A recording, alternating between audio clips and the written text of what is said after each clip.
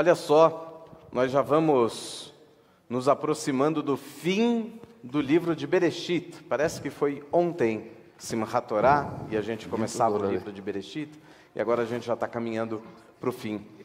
Começando agora as últimas parashiot, onde um novo personagem aparece, Yosef.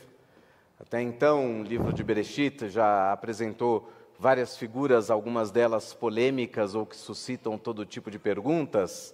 Adão e Hava, afinal de contas, foram expulsos ou Deus tirou de bom grado o ser humano do paraíso? Depois nós temos Noah com sua arca e as perguntas que todo mundo se faz, as mais polêmicas, as mais literais, as mais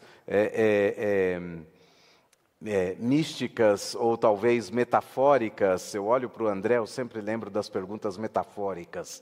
Quem não sabe do que eu estou falando, porque vira e mexe eu cito o André e falo das perguntas que ele faz, é um momento de informar a vocês que toda segunda-feira se reúne aqui na sinagoga pequena da CIP, depois da Tefilá de Arvit, Tefilá que começa, Tefilá de Minchá agora, que estamos no verão, que começa às 6:30 da noite, da tarde, porque é Minchá.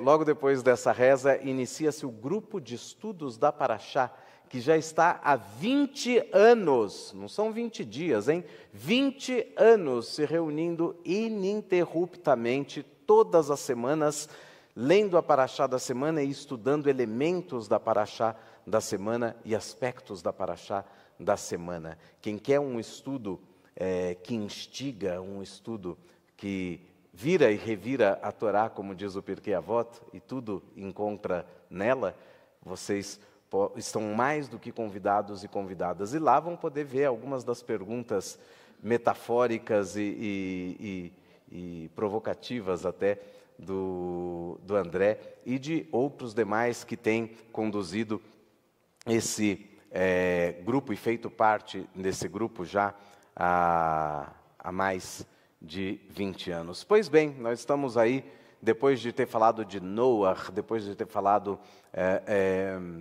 dos patriarcas Abraham, Sara, Yitzhak, Rivka, Yaakov, Rachel e Leah, agora começa a entrar aquele que, se a tradição quisesse chamar de quarto patriarca, poderia ter feito, que é Yosef. É interessante pensar no nome do livro, do primeiro livro da Torá. O nome do primeiro livro da Torá é Bereshit. Todo mundo tem isso for granted, tem certeza que sempre foi assim, mas estão enganados. Ok? Os nomes dos livros da Torá que nós temos hoje, Bereshit, Shemot, Vaikra, Bamidbar e Dvarim, são nomes bem mais recentes na tradição. Recentes, tem uns 2000 anos, mais ou menos, 1500 anos. Né? Na época do Talmud, eles não eram chamados assim. O livro de Bereshit era chamado de Sefer Maaseh Bereshit, o livro da obra da criação.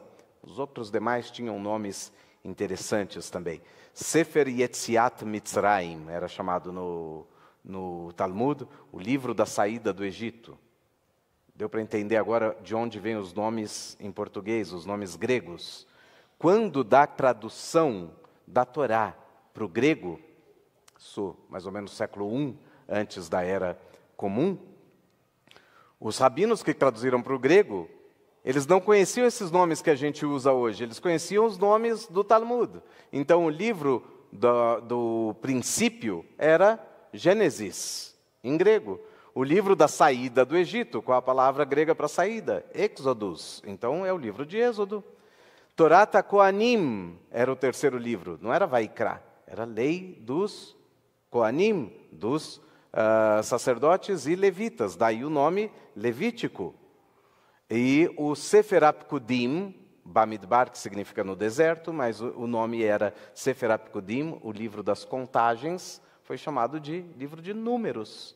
E também, por fim, o quinto livro que era chamado de Sefer Mishneh Torah, o livro da segunda lei, ou da segunda Torá, ou da repetição da Torá, ganhou o nome grego de Deuteronômios, porque Deuteronomos significa uma segunda lei, uma outra versão da Torá. Os nomes todos que nós temos gregos para os livros bíblicos vêm daí. E esse livro, então, Sefer Maaseh Bereshit, livro da obra da criação, é o livro das origens, de várias origens, na verdade. E ele não tem esse nome de Gênesis só por causa da criação do universo. Se engana quem pensa assim. Porque isso seria o nome só dos 2 primeiros capítulos. Acontece que ele também fala do início do ser humano na Terra. Ele também fala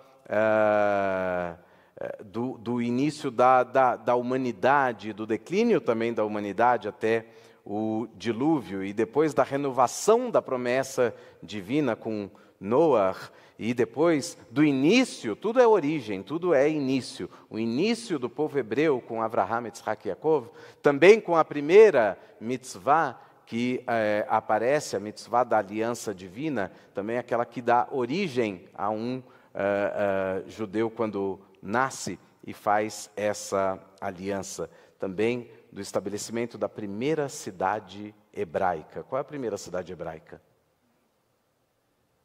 Depende para quem você pergunta. Se for por um sionista fervoroso, ele vai dizer Tel Aviv. Tel Aviv é a primeira cidade hebraica. Isso porque é a primeira cidade que falou unicamente hebraico no Israel moderno. Mas quando a gente está falando da primeira cidade hebraica na terra de Israel, é a primeira cidade em que aquele que foi chamado de o hebreu, Avraham, se estabeleceu. Qual é a cidade que Avraham se estabeleceu? Não! Ele fez um juramento, ele gostava de cavar poços. Ele cavou 1 poço, 2 poços, 3, muito bem, eu não vou contar até 7. Beersheba, o poço 7, ou o poço do juramento, é a cidade de Avraham, aquela primeira cidade. Então é o início também do estabelecimento dos hebreus na terra de Israel. Tudo isso, todos esses inícios estão presentes nessa Gênesis. E agora nós vamos começar a falar desse surgimento desse novo personagem, que ele dá o link para o próximo livro. Ele explica para a gente, através de Yosef, as origens do povoamento hebraico no Egito. No ano passado, várias pessoas, aliás, algumas estão presentes aqui, me perguntaram, mas afinal, como que a gente foi parar no Egito? Porque estava faltando esse link na formação das pessoas. A gente foi parar no Egito justamente com a história de Yosef. Então, de novo, outra origem, para a gente poder depois sair para o Egito. Muito bem. Yosef aparece como esse personagem, no começo, bem mimado e bem arrogante. Quem disser o contrário é porque não leu com atenção a Parashá Vayeshev. Arrogante, sim. Mimado, sim. Altivo. Tudo quanto é coisa que você possa dizer.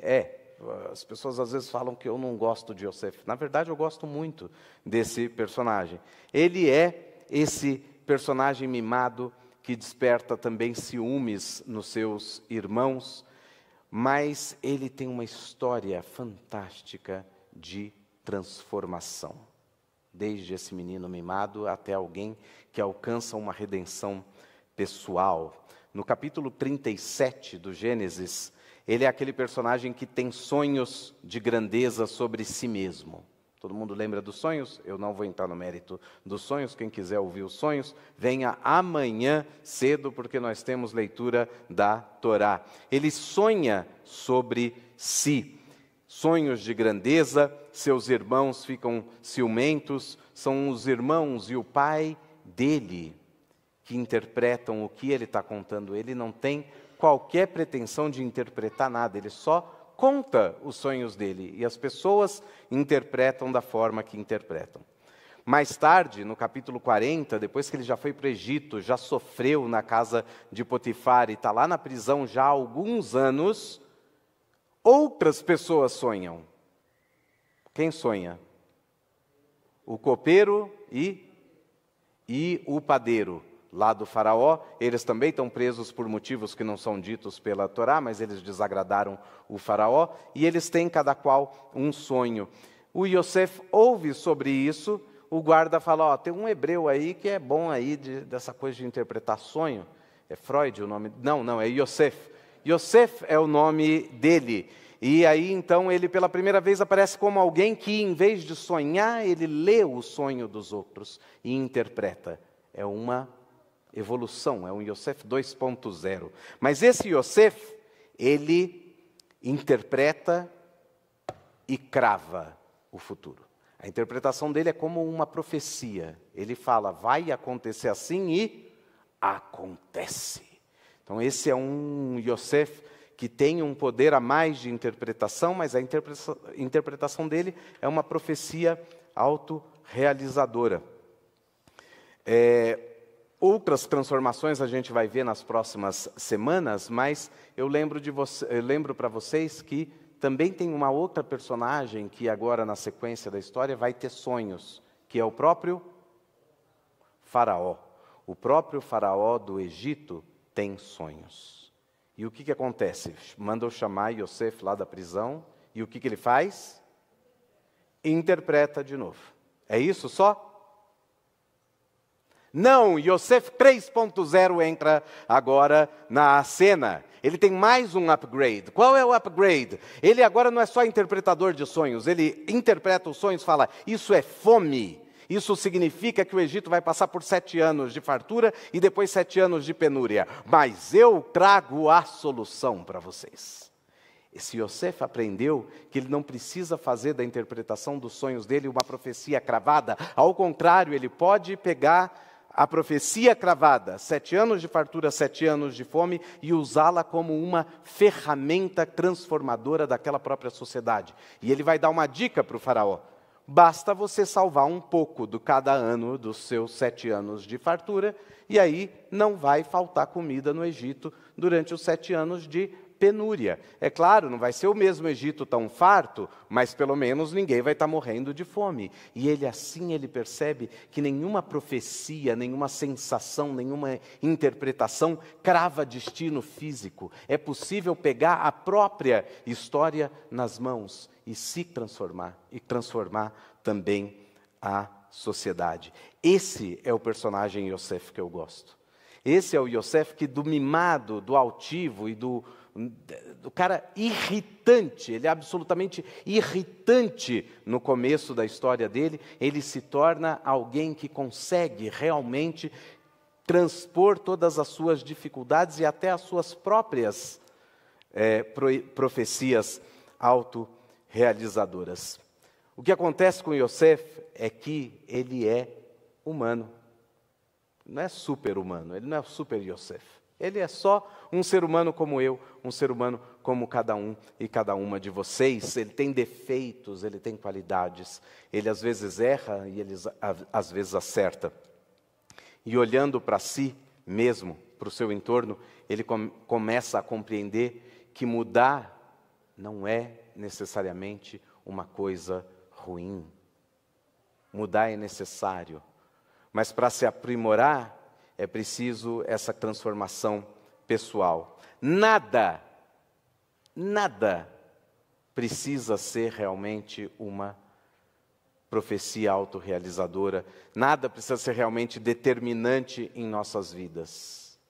Qualquer dificuldade que a gente tenha, ela não precisa ser totalmente determinante nas nossas vidas.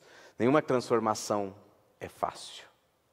Vencer essas dificuldades, que às vezes podem ser dificuldades limitantes, que aparecem no decorrer da vida, não é nada fácil. Mas isso não significa que a gente precisa viver como profecias autorrealizadoras ambulantes. A gente não precisa estar refém dos nossos próprios limites. A gente não precisa estar refém das nossas dificuldades limitantes. Que a gente possa ser um pouco menos do que Yosef e um pouco mais como Yosef. Que a gente possa fazer com que essa arrogância não seja dominante na nossa vida, mas ao mesmo tempo que a gente possa fazer com que a gente não seja vencido pelas nossas próprias limitações. Que a gente possa conseguir se aprimorar dia a dia, a cada momento, transformando toda a escuridão em luz, como nos ensinam Yosef e a próxima festa que começa na semana que vem, se Deus quiser, no dia 25 de dezembro, à noite, quando se inicia o dia 25 de Kislev, a festa de Hanukkah. Shabbat Shalom, Chag Sameach, que tenhamos muita luz e que essa luz não nos cegue, mas nos ensine a transpor as escuridões que aparecem no nosso dia a dia. Shabbat Shalom.